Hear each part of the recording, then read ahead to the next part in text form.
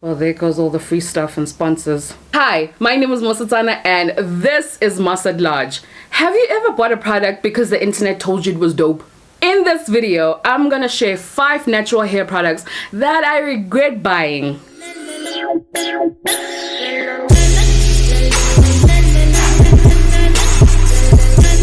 Before I get on with the video, don't forget to subscribe. Hit that sub button, y'all. Ring the bell so you don't miss out on the next one. Let's try and get our asses to 500 subs. I believe in you guys. I believe you can do it.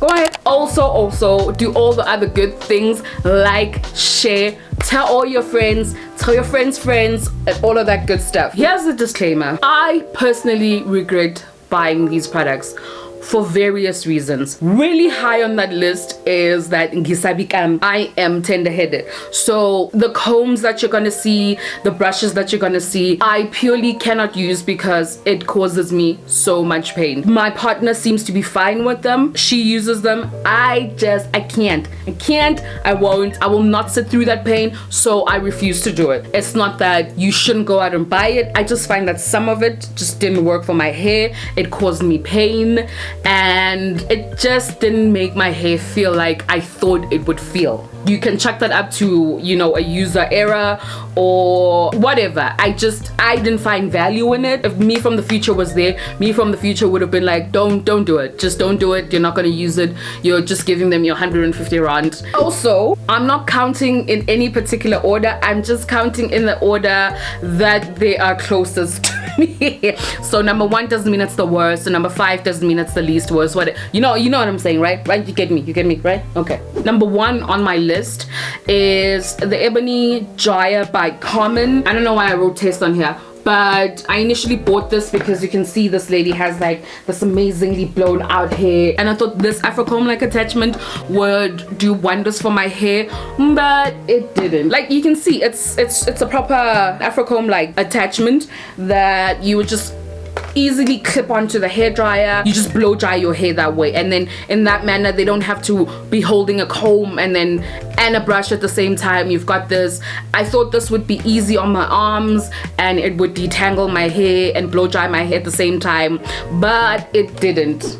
This guy would not even go through my hair, and I think it's partially because this is like kind of flat. It's not spiky or sharp or pointed rather, and so it just refused to go into my hair. Number 1, when I tried to force the matter, it was sore, and which meant that trying to work through the knots even with the heat just didn't work out for my hair. I always tell you guys, I'm tender-headed. My partner on the other hand uses this and it works brilliantly for her. She's able to use this with little ouchies and she gets the desired look that she wants. I just couldn't. It was too painful. It just didn't make sense. And I'd seen all of those Instagram posts where you see hairdressers just going through natural hair just like it ain't nothing, like it's just butter. And I thought this would work out, but it did not. It just didn't. I'll say it again. My hair texture as well as the fact that I'm tender-headed contributed to me regretting buying this. I've never used this hair attachment since then. It stays in the box. I've never used this.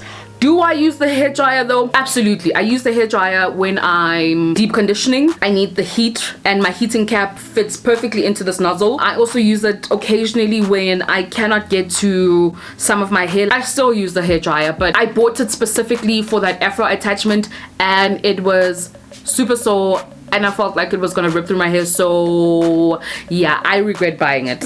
Number 2 on my list is Cantu's Define and Shine Custard. Man, I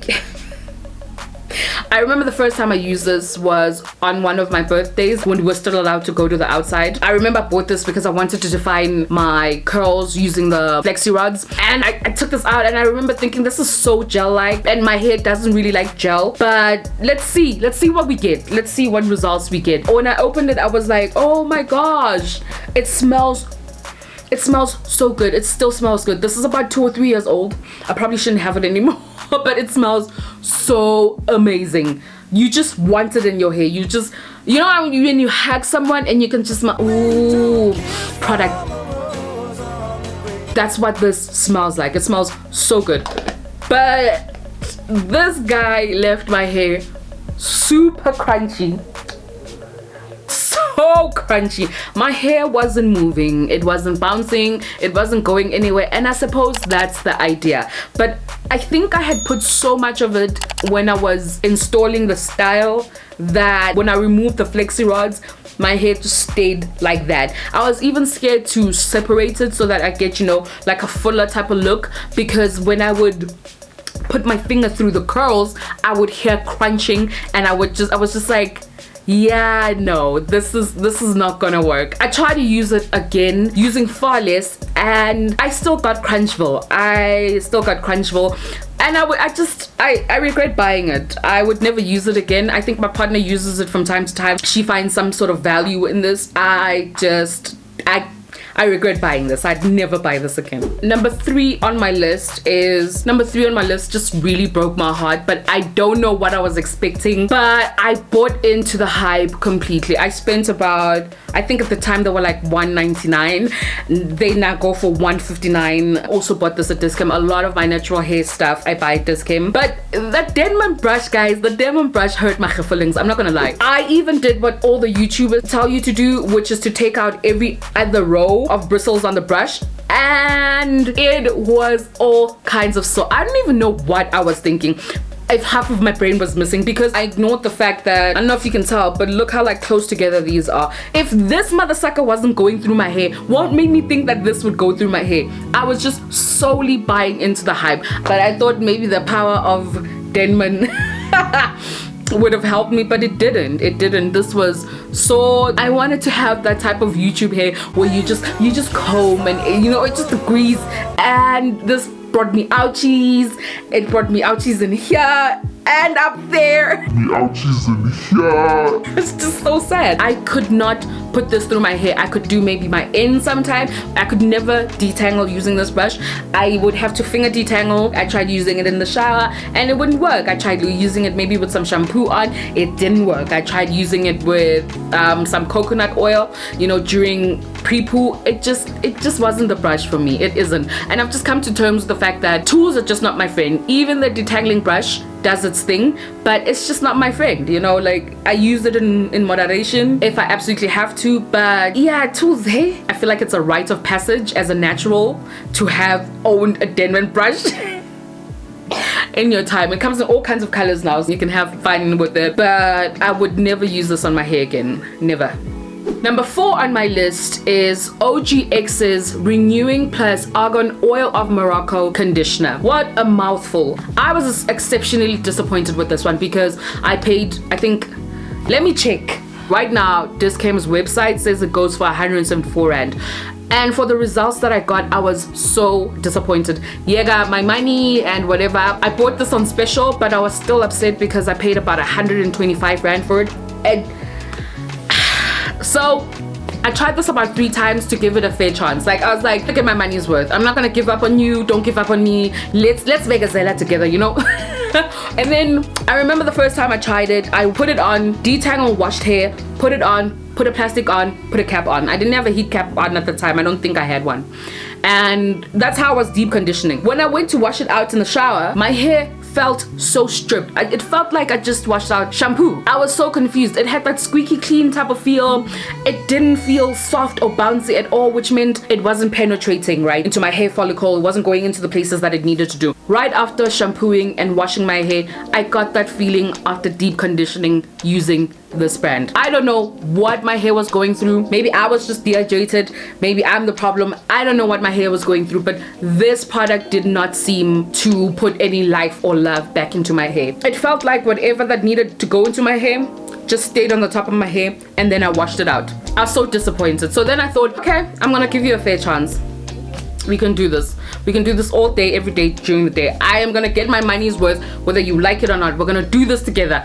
Take my hand and let's take the plunge. The next week I pee-pooed, washed, detangled, and then came to the deep conditioning. It's like, okay, my guy, I'm gonna give you a step, right? So you can reach the goals that I need you to reach.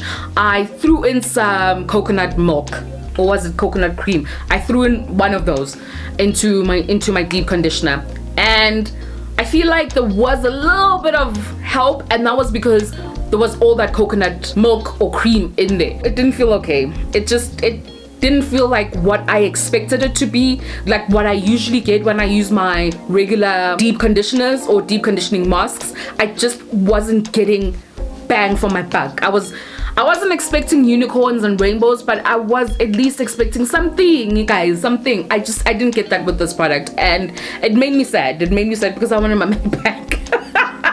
And lastly on my list is hold up. I had to freaking time travel back to this edit because I had to add this on my list. It actually bumped out what was gonna be number 5 on my list.